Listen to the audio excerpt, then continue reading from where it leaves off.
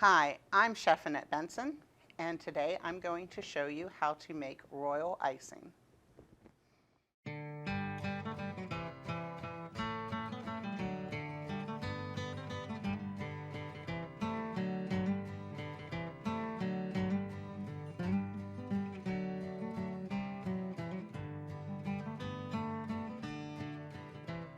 Now that we have made the gingerbread and cut out our pieces for the gingerbread house, we have to have something to hold that gingerbread house together. And the way that you're going to hold this gingerbread house together is by making what's called a royal icing. Royal icing is probably one of the easiest things to make. It doesn't really require a recipe per se because you're going, and it's very, very adjustable. So you're going to adjust this depending on what you want to do with it.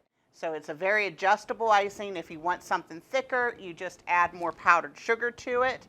And if you want it thinner, all you have to do is add a little bit of water to it, and you can have something thinner. So what I'm going to do is I'm just going to take my egg whites. I have a dozen egg whites right there that I'm going to put into my mixing bowl.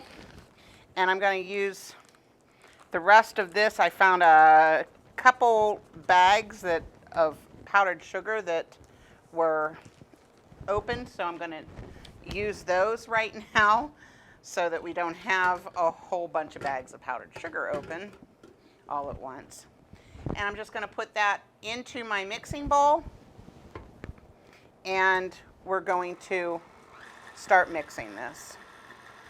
All right, and I'm just going to keep on adding powdered sugar to this until I get it to where I want it to be. This is a really sweet icing, but the thing is that what's going to happen is this is going to dry, and it's going to dry rock hard. So whenever you go to put your house together, it's definitely going to stay together. Okay, once this starts looking like it is sort of coming together, you see it's starting to hold its shape a little bit. Don't add as much sugar all at once now, because you want to start slowing down on adding the sugar so that you know that you have this where you want it. But as you can see, right now it's still pretty liquidy. I'm probably going to add the rest of this bag. So I've probably added the equivalent of, to the dozen egg whites, I've probably added right now the equivalent of maybe 2.5 2-pound bags. So probably about 5 pounds of sugar. It's a lot of sugar. It's another reason why you probably don't want to eat the gingerbread houses, is because it'd be really disgustingly sweet. Okay, this is starting to get to the point where it's going to be able to be used. This is just about ready. Whenever I think I have about enough sugar in there, what I'm going to do is I'm going to turn it up.